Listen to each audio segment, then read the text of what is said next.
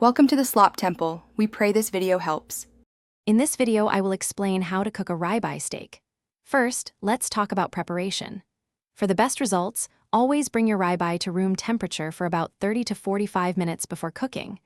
This helps it cook more evenly. Next, pat the steak completely dry with paper towels. This is crucial for achieving that beautiful, flavorful crust. Finally, season generously with kosher salt and freshly ground black pepper right before you start cooking.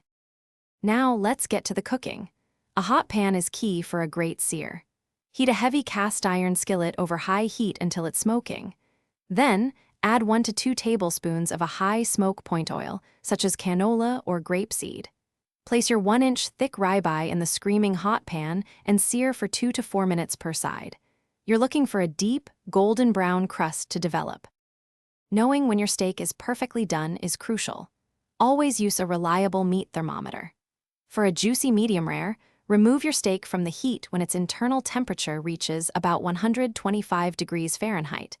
If you prefer medium, aim for 135 degrees Fahrenheit.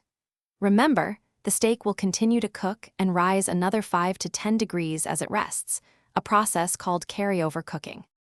The final and arguably most important step is resting your steak. Once cooked, transfer it to a cutting board and loosely tent it with foil.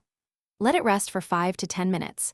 This allows the juices to redistribute throughout the meat, ensuring every bite is tender and flavorful. For an extra touch, you can add a pat of butter, some fresh garlic, or a sprig of rosemary during this resting period. Then, slice and enjoy. Thanks for watching. Consider subscribing if we helped you.